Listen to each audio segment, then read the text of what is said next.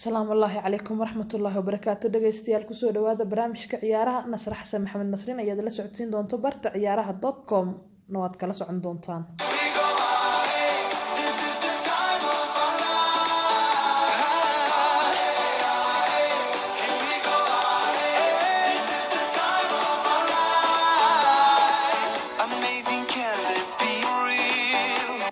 waxyaabaha ugu waaweyn ee barnaamijka aan kaga hadli doono waxaa ka mid noqon doona kulamadii guud ahaan la ciyaaray toddobaadkan UEFA Nation League iyo waliba gurubyada qaabka ay ugu kala jiraan xulalka sidoo kalena waxaan ka sheekeyn doonaa wararkii ugu dambeeyay ee dhanka suuqa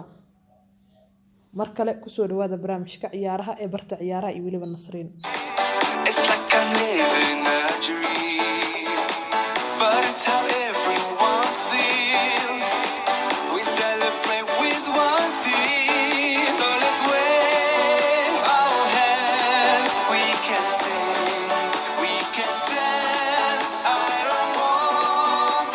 aynu ka horeyno sheekooyinka ugu waaweyn toddobaadkan waxaa kamid ah kulamadii la ciyaaray ayaan dib u milicsan doonaa inagoo oo waliba ka sheekeyn doona xitaa kulamada harsan ee la ciyaari doono guud ahaan waxaan fiirin doonaa UEFA Nation League kulamadii la ciyaaray iyo waliba kulamada la ciyaari doono guud ahaan haddii aan marinana UEFA Nation League kulamadii la ciyaaray waxaa kamid ahaa xulka qaranka Holland magaalada Amsterdam ciyaar adag oo ka dhacdayna waxay u dhaxaysay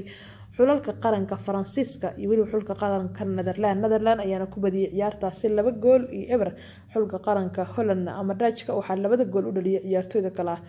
Jorginho Wijnaldum 44 daqiiqo gool u dhaliyay xulka qaranka Holland iyo waliba Memphis Depay oo gool rigoor ah ka dhaliyay xulka qaranka Les Blues daqiiqadii 9aad taasina waxay ka dhigan tahay Holland marka inay dib u soo laabanayso ama soo kabasho fiican ay sameynaysan kasto Hollandeeska ay seegeen sanadan koobkii adduunka Russia ka dhacay ee ku guuleysteen xulka qaranka Faransiiska sidoo kale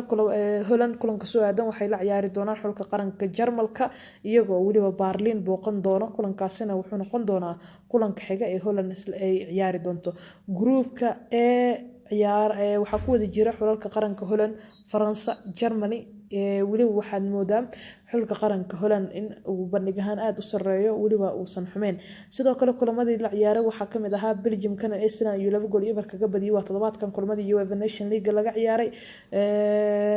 sidoo Belgiumna kulanka soo aadan wuxuu la ciyaari doonaa xulka qaranka Switzerland sidoo kale Talyaaniga kulan adag uu ciyaaray group A kulan ka tirsanaa League A groupkiisa saddexaadna Talyaaniga iyo xulka qaranka Portugiiska waxay ku heshiiyeen eber iyo eber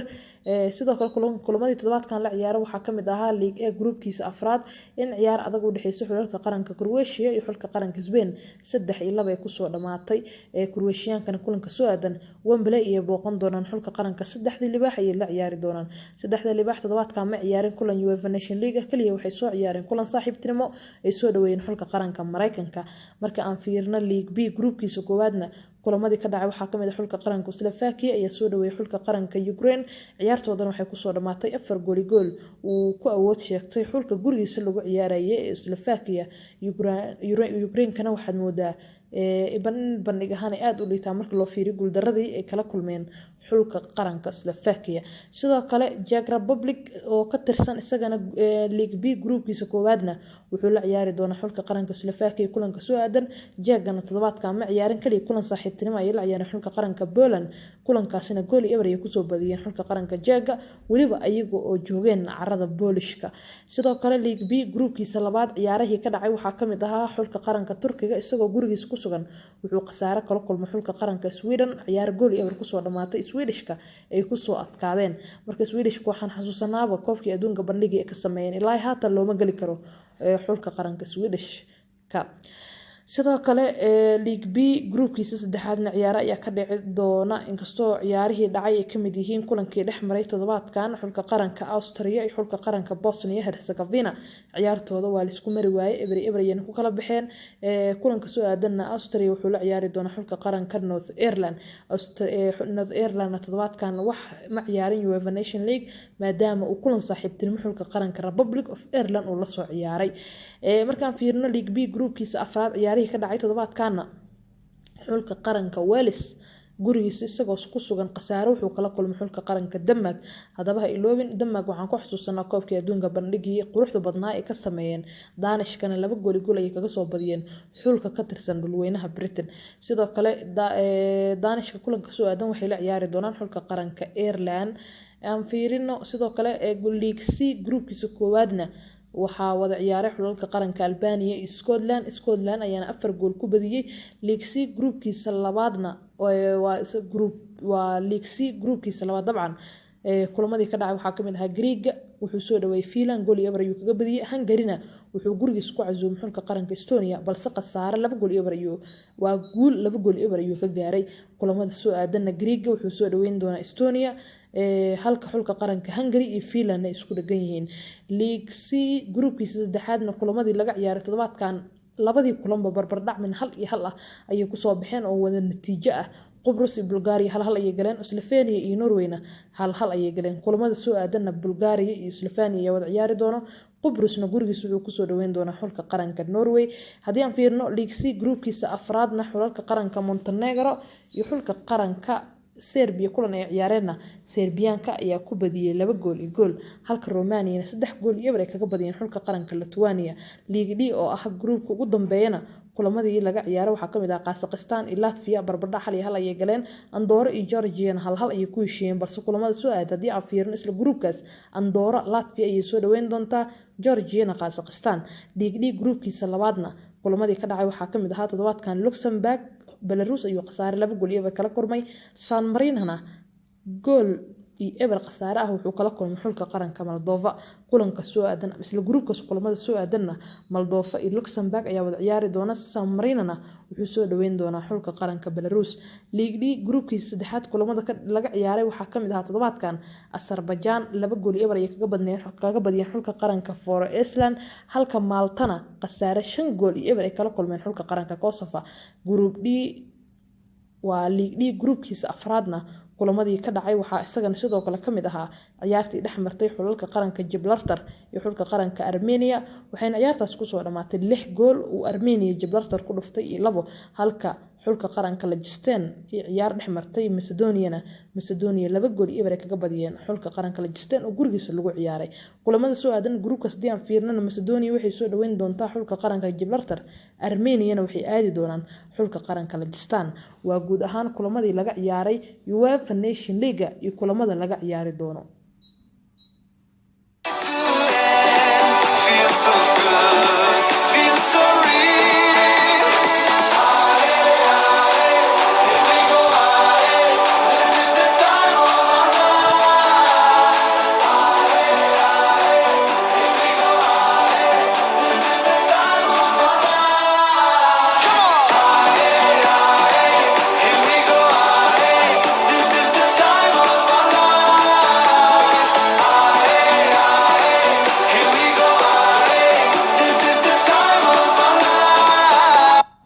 sheekooyinka caadiga hadii aan ugu dagalnan dhawaan waxaa la soo saaray liiska musharaxiinta abaalmarinta xidiga sanadka 2018 ugu fiican qaaradda Afrika. abaalmarintan waa sanadle sidoo kalena sanad walba waxaa bixisa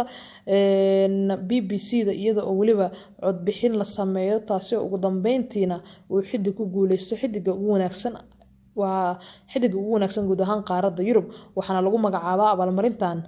ama abaalmarinta ay bixisa BBC-da ee African Footballer of the Year. sanadkan ciyaartooy badan ayaa u sharaxan haba ugu horeeyo xidiga hogaamiye xulka qaranka Masar iyo kooxda kubadda cagta ee Liverpool Mohamed Salah. sidoo kalena waa ciyaaryahanka difaacanaya abaalmarintan sanadkii hore ayuu ku garaacay xidiga ay saaxiibada ku yihiin garoonka Anfield Road ee Sadio Mane sanadii 2017 wuxuu qaatay abaalmarinta African Footballer of the Year. sanadkan wuxuu u muuqdaa ciyaaryahan marka la qaadan kara. Liverpool ayuu u dhaliyay sanadkii la soo dhaafay 44 gool tartamada oo dhan isagoo waliba rajeynaya inuu difaacdo abaalmarinta BBC Player of the Year. sidoo kale balse wuxuu loolan adag kala kulmi doonaa ciyaaryahanka difaaca uga ciyaara kooxda kubadda cagta Napoli iyo xulka qaranka Senegal xidiga lagu magacaabo Kalidou Koulibaly bandhig qurux badan ayuu u sameeyay kooxdiisa Napoli inkastoo wax koob uu kula guuleysan balse kaliya wuxuu ku faani karaa inuu gaaray ama ay kooxdiisa Napoli ay noqotay kooxda ku dhameysatay kaalinta labaad kala sareynta horyaalka Serie A dalka Talyaaniga. wuxuuna qayb ka yahay Koulibaly abaalmarinta BBC-da ay bixin doonto African Footballer of the Year. si lamid ah waxaa tartami doona difaaca xulka qaranka Morocco iyo kooxda Juventus Mahdi Benatia kaasi oo bandhig qurux badan sameeyay xilli ciyaareedkan kooxda Lavekia Signora wuxuu ka caawiyay in markoodii 8aad oo Andrado markoodii 7aad oo xiriir ay ku guuleystaan Serie A inkastoo tartanka Champions League bandhig ahaan ay liiteen Juventus haddana waxa ugu weyn uu ku faani karo waxay tahay Benatia kooxdiisa inay ku guuleysteen horyaalka Serie A dalka Talyaaniga sidoo kale kabtanka xulka qaranka Senegal Sadio Mane ayaa sanadkiisii labaad oo xiriir u tartami doona abaalmarintan isagoo lagu xusuusto bandhigii uu sameeyay koobka adduunka xulkiisa qaranka Senegal inkastoo si la yaab leh ay gruubyada ugu soo hareen Andrado wareega gruubyada ugu soo hareen koobkii adduunka haddana waxyaabaha uu ku faani karo waxaa kamid ah in sanadii la soo dhaafay kooxdiisa Liverpool ay gaartay kama dambaysta tartanka Champions League haddaba aan isha marina ama guud ahaan haddii aan xusno ciyaartooyda isugu soo hartay ama qaybta ka ah musharaxiinta abaalmarinta xidiga African Football of the Year xitaa waxaa kamid ah difaaca kooxda Atletico Madrid iyo kooxda xulka qaranka Ghana ninka lagu magacaabo Thomas Partey isagana waa ciyaaryahan kale oo u tartami doona abaalmarintan guud ahaan 5 ciyaardaba liiska musharaxiinta haddii aan fiirno abaalmarintan u tartami doona sanadkan ama xidiga qaaradda Afrika ugu fiican waxaa ciyaartooyda tartami doonto waxaa kamid ah Sadio Mane oo Senegal iyo kooxda kubadda cagta Liverpool Mohamed Salah oo Liverpool iyo kooxda xulka qaranka Masar iyo Mahdi Benatia oo Morocco iyo kooxda kubadda cagta Juventus iyo Thomas Partey oo Ghana iyo kooxda kubadda cagta Atletico Madrid waa 5 ciyaartooy ee isugu soo hartay abaalmarinta xidiga ugu wanaagsan Afrika abaalmarinta ay bixiso BBC-da I love this moment right now. No one can take it away. So glad it happened and how is what I cherish each day. So let's wave our hands. We can sing, we can dance. I don't want this to end. Feels so good, feels so real. Here we go, this is the time of our life. Here we go, this is the time of our life. Come on! Here we go, this is the time of our life. The time of our life. Here we go, this is the time of our life. sheekooyinka ugu dambeeyay suuqa hadii aan hal iyo laba ka sheegnana waxaa kamid ah kooxda kubadda cagta Manchester United ayaa la ogaaday in dalab ay gaarsiiyeen kooxda kubadda cagta Real Madrid kaasi oo ku aadan qaabka ay ku heli lahaayeen kabtanka awoodda badan ee xulka qaranka Spain ninka lagu magacaabo Sergio Ramos waliba waxaa soo baxday kooxda kubadda cagta ee Manchester United inay ku dalbadeen ciyaaryahankaasi adduun lacag dhan 100 milyan waxaana la yaab noqotay in kooxda Manchester ay hadda diyaar u yihiin inay markan gacanta ku soo dhigaan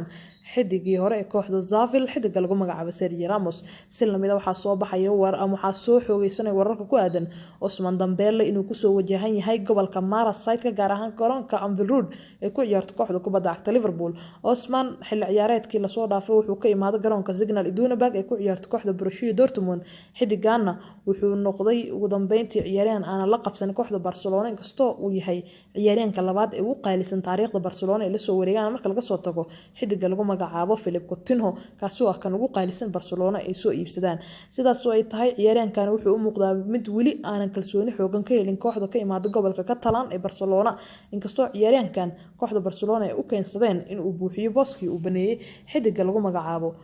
Neymar Jr kaasi oo lacag rikoor ah kaga mid noqday kooxda kubadda cagta Paris Saint-Germain sidoo kale sheekooyinka ugu dambeeyay waxaa kamid ah ciyaaryahanka kooxda kubadda cagta Arsenal Ramsey waxay u badan tahay in heshiis waqti dheer kooxda ay ka saxiixan doonaan sidoo kalena ciyaaryahankan lagu sii celin doono waqooyiga London inkastoo kooxo badan oo Premier League ka tirsan sida kooxda Tottenham Arsenal Manchester iyo waliba kooxda kubadda cagta Liverpool dhammaantood baad goob ugu jiraan xidiga awoodda badan ee xulka qaranka Wales